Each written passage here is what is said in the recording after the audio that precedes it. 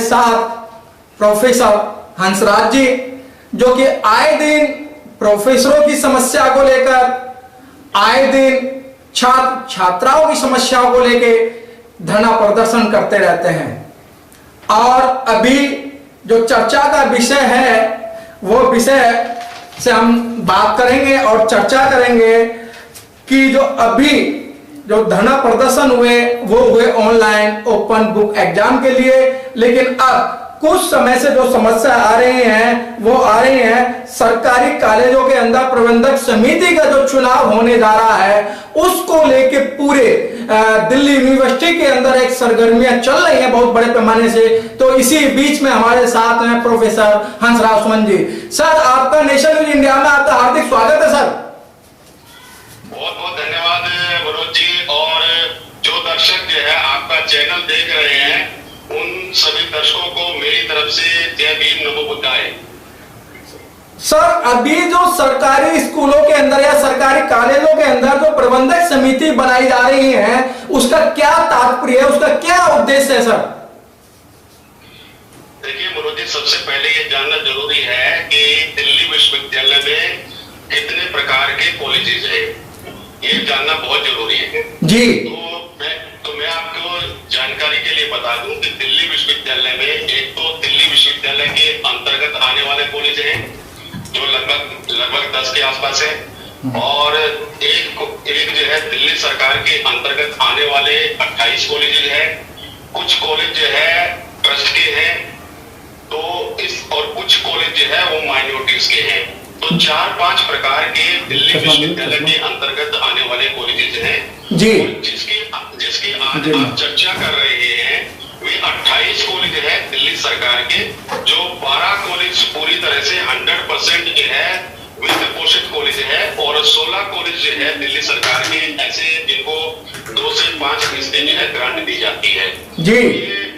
तो ये इस प्रकार से 28 कॉलेज है, और 28 कॉलेजों में दिल्ली सरकार की गवर्निंग बॉडी बननी है।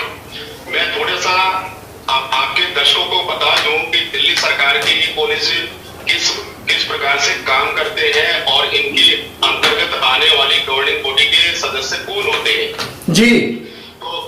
तो सबसे पहले तो ये है कि दिल्ली सरकार के जो 28 कॉलेज है, इस 28 कॉलेजों में जो दिल्ली में सरकार जिसकी भी होती है, चाहे किसी की भी सरकार हो, चाहे कांग्रेस की सरकार आएगी तो कांग्रेस के ही इसमें चेयरमैन और कोषाध्यक्ष जो है वो उन्हीं की पार्टी के होंगे।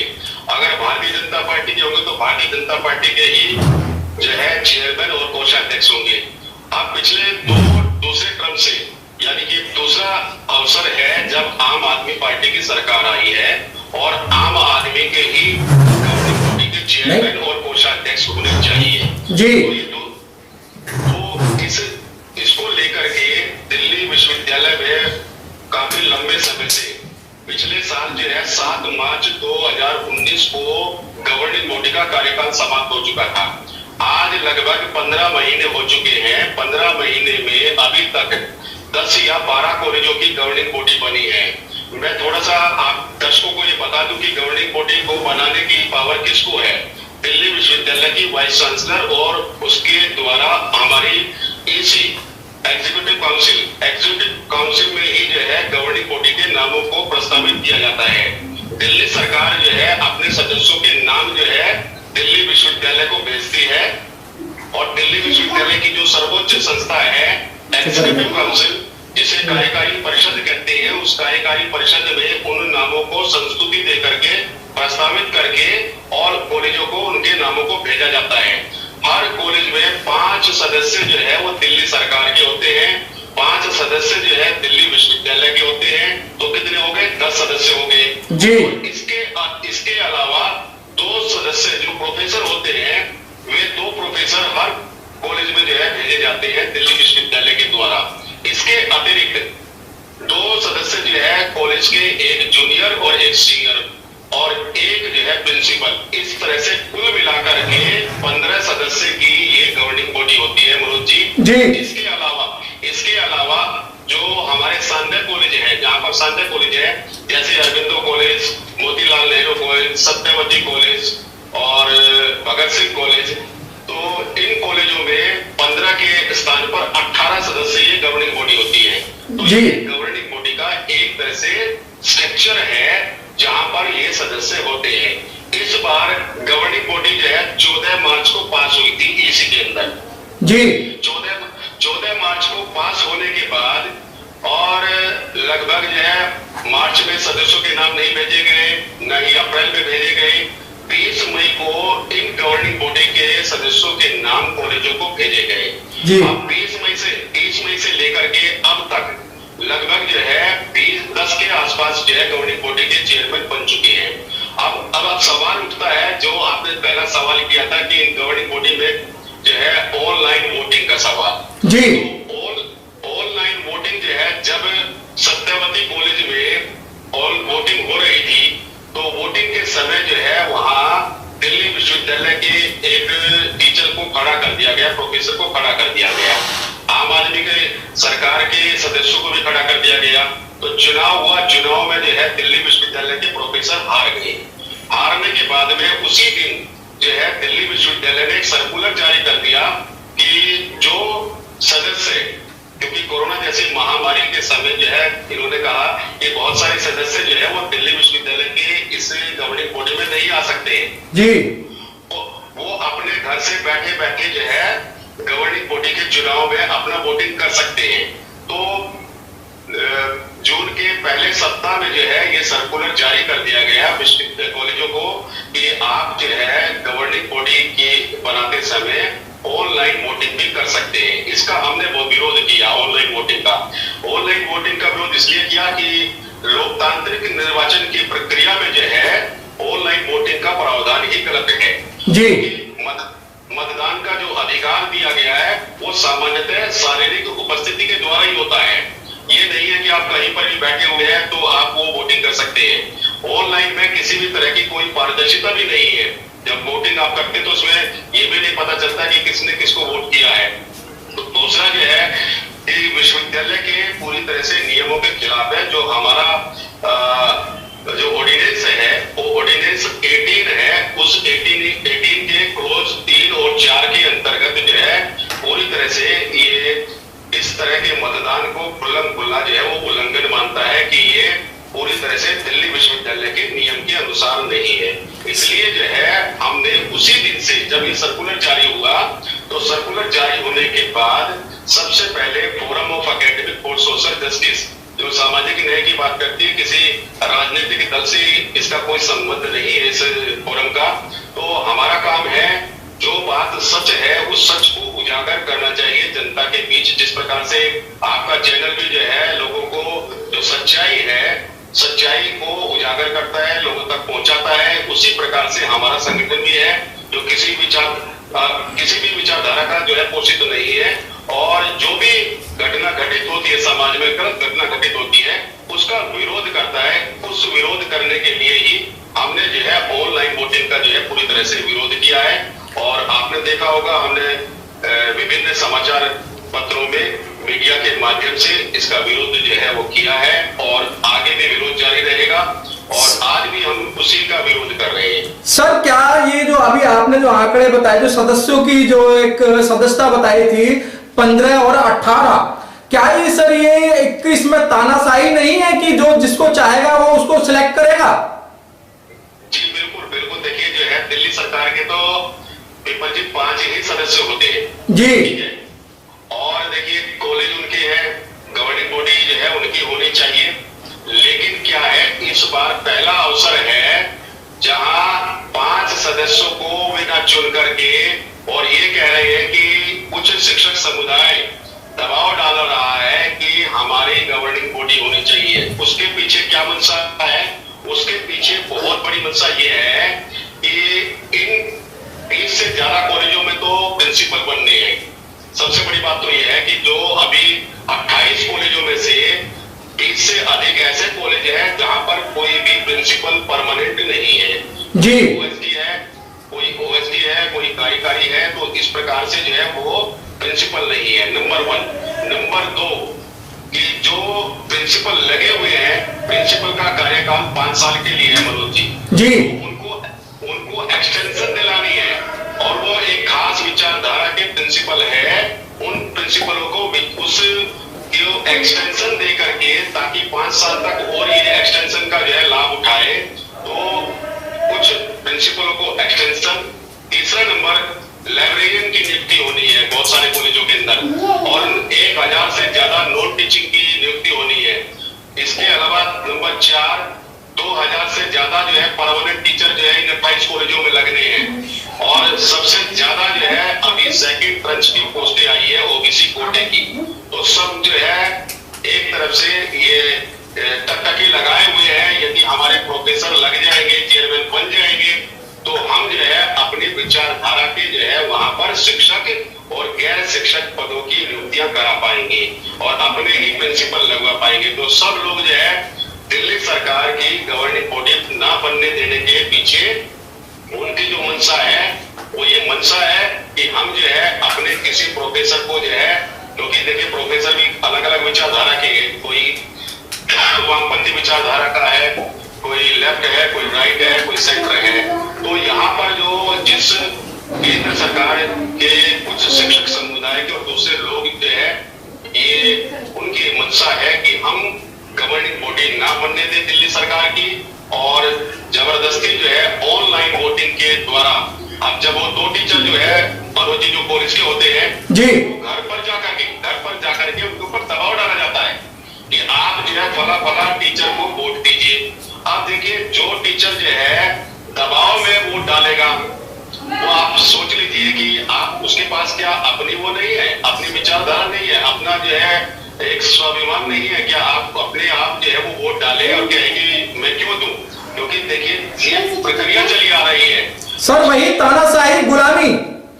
हाँ, पिछले 45 साल से ये परंपरा चली आ रही है दिल्ली सरकार की कि जिसकी भी सरकार होगी उसी के कॉलेज के चेयरमैन होंगे। ये पहला मौका है जिस प्रकार से पूरी तरह से दूसरे शिक्षक संगठन लामबंद हो गए हैं कि हमें आम आदमी की सरकार के जो चेयरमैन है उन चेयरमैनों को बनने नहीं देना है। तो देखिए किस तरह से तानाशाही, एक तरह से तानाशाही है, जो तानाशाही को पूरी तरह से जो है कि हम दिल्ली विश्वविद्यालय में जो है आम आदमी के जो है वो चेयरमैन और कोषाध्यक्ष नहीं बनने देंगे। क्यों?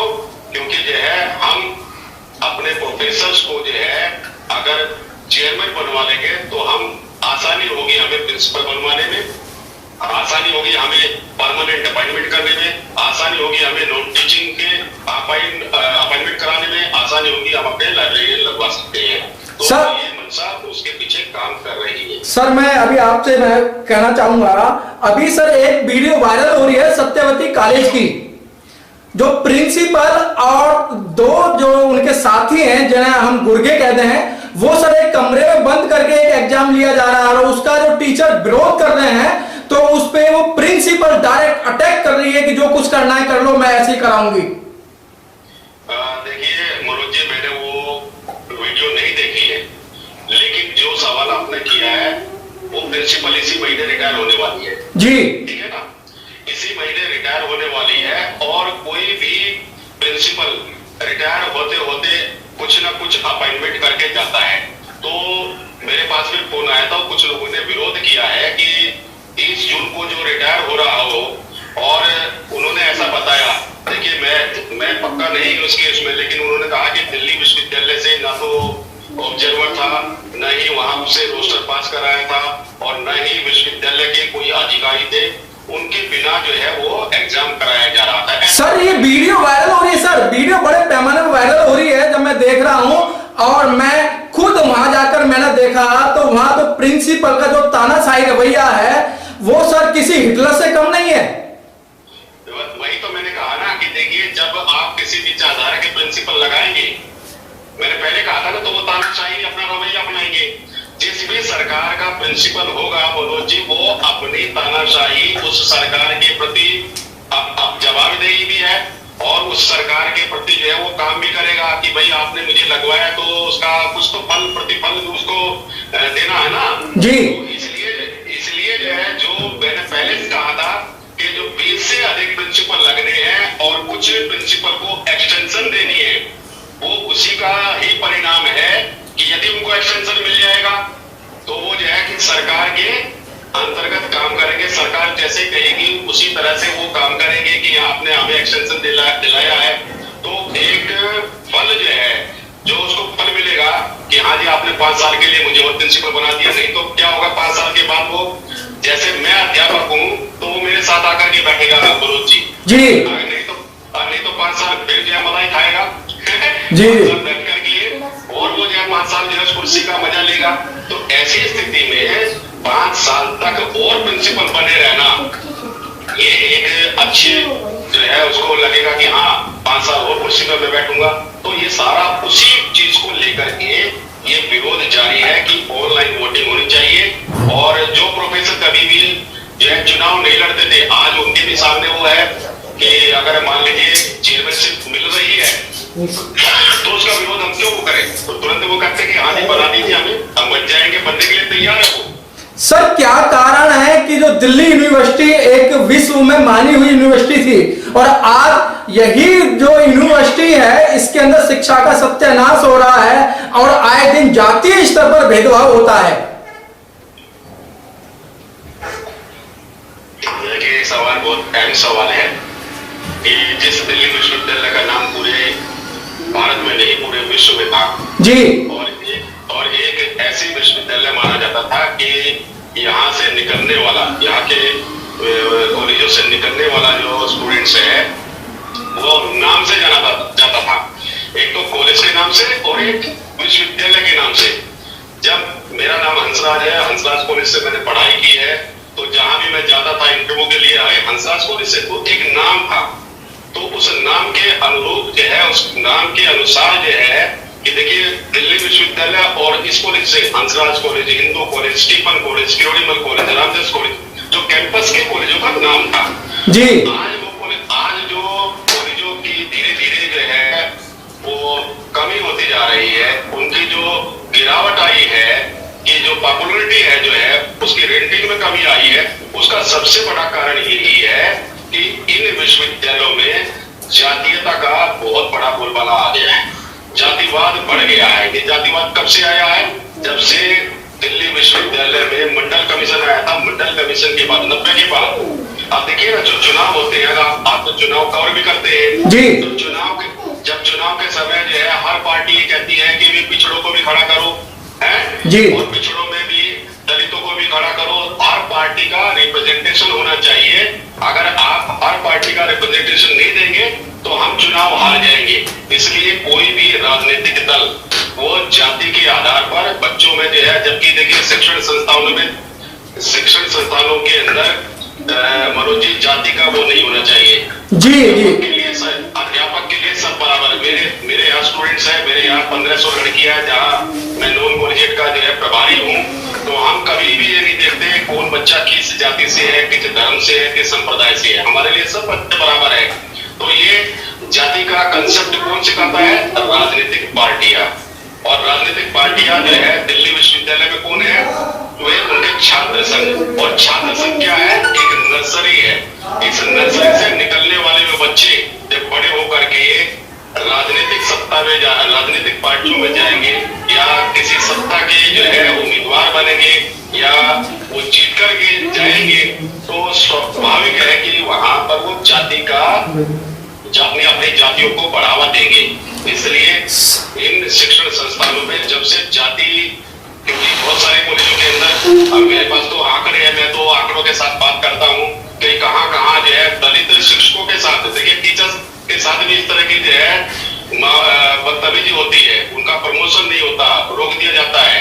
इसी तरह से नॉन टीचिंग का स्टूडेंट्स के साथ में कि मान लीजिए किसी छात्र ने 100 में से 90 या 98 नंबर लिए हैं, तो अध्यापक ये सोचता है कोटे का आई, जबकि वो कोटे का नहीं है, जबकि सामान्य वर्ग से उसका जो है प्रवेश हुआ है जी। वो उसी लेकिन प्रिंसिपल और टीचर जो है, दूसरे टीचर जो है वो उसी को देखते हैं, उसी दृष्टि से देखते हैं कि ये कोटे का है। अब कोटा शब्द जो है ना वो ऐसा प्रसिद्ध हो गया, चाहे वो अपनी योग्यता से आ रहे हैं, लेकिन बावजूद इसके बार बार उसको कोटे का दंश झेलना पड़ता है, जाति का दंश झेलना पड़ता है। इसलिए मैं कई बार कहता हूं कि जातिवाद को, आरक्षण को समाप्त करने से पहले आप जातिवाद को खत्म करिए अपने नाम के सामने जो लगाए हुए हैं बहुत सारे लोगों ने उस तरह के नाम सरनेम, उन सरनेमों को खत्म किया जाए। अंतरराष्ट्रीय स्तर पर जो है शादियां हो, एक दूसरे के साथ विवाह हो, एससी में एससी के साथ जो है दूसरा विवाह हो, ओबीसी के लोग आपस में वो विवाह करें, तभी इस तरह का ये जाति का वो जो है सर वही कि इस समय जो सरकारी कॉलेजों के अंदर जो प्रबंधक समितियों का जो चुनाव हो रहा है, वो लगता है कि आपके हिसाब से बहुत बड़ी धांधलेबाजी हो रही है।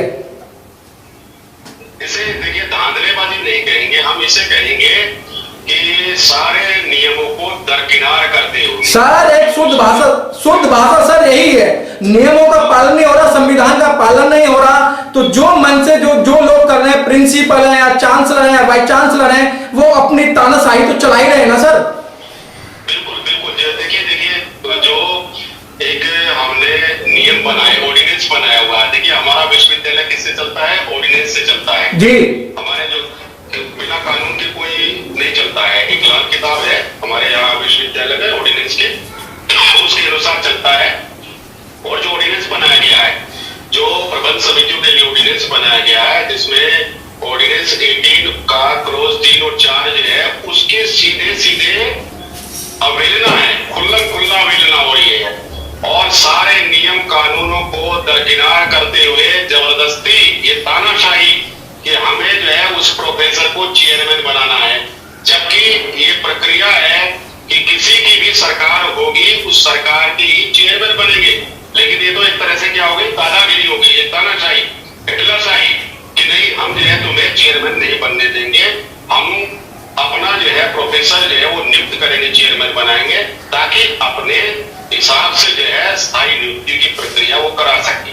सर बहुत बहुत धन्यवाद सर, जिस तरीके से आपने बताया कि आज भी एजुकेशन संस्थाओं के अंदर इतने अपर जो एजुकेशन है वहां पे भी इतनी बड़ी धांधलेबाजी हो रही है और चल रही है, तो आम स्कूलों या आम कॉलेजों को अभी बहुत बुरा हाल है। सर बाबा साहब ने जो चुनाव का अधिकार दिया था, बड़ी ही मेहनत और मकसद से दिया था, और अपने 4 बच्चे अपनी पत्नी को होने के बाद दिया था। सर बहुत बहुत धन्यवाद। लास्ट में सर आप जो वोट दे रहे हैं या जो ऑनलाइन अपना मत देंगे, सर उनके लिए आप क्या संदेश देना चाहते हैं?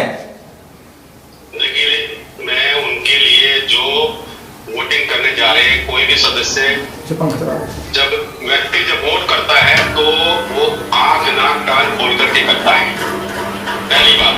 दूसरी बात, जब एक नियम बना हुआ है कि ये सरकार के दिल्ली सरकार के 28 कॉलेज है, तो वाला है उसको दिल्ली सरकार का साथ देना चाहिए। 12 कॉलेज तो ऐसे हैं जो पूरी तरह से 100% जो है उसकी ग्रांट पर चलते हैं। यदि दूसरा कोई चेयरमैन बन जाएगा तो दिल्ली सरकार के साथ में क्या होगा, आपसी जो है झगड़े जरूर बनेंगे। और ये हम चाहते हैं कि आपसी झगड़े ना हो, उन्हीं की सरकार के चेयरमैन हो। तो मैं इस आपके चैनल के माध्यम से उन तमाम मतदाताओं को, जो मतदान करने वाले हैं, उनके लिए यही कहूंगा कि आप जो है जिसकी भी सरकार है उस सरकार का आप चेयरमैन अध्यक्ष बनाए। साथ ही मैं आपको भी धन्यवाद देता हूँ कि आपने इतने संवेदनशील मुद्दे को जो है आम जनता के बीच उठाया, क्योंकि हमारा जो राष्ट्रीय मीडिया, मुख्य धारा का मीडिया जिसको कहते हैं, उसके पास तो इतना समय ही नहीं है, ना ही प्रिंट मीडिया के पास, ना ही इलेक्ट्रॉनिक्स मीडिया के पास। तो आपने इस तरह के संवेदनशील मुद्दे को लोगों के बीच ले जा करके अपने दर्शकों को ये बताया कि दिल्ली विश्वविद्यालय दूर से कितनी चमक वाली है, कितनी चकाचौंध है, कितनी सुंदर दिखाई देती है जी। अंदर जो है किस तरह के लोग हैं, कैसे कैसे लोग अंदर बैठे हुए हैं, जाति के नाम पर, धर्म के नाम पर, संप्रदाय के नाम पर, कितना जहर जो है उनके अंदर फैला हुआ है, कि आपने अपने चैनल के माध्यम से समय समय पर आप बताते रहते हैं। तो आपको भी इसके लिए बहुत बहुत बधाई, और जो दर्शक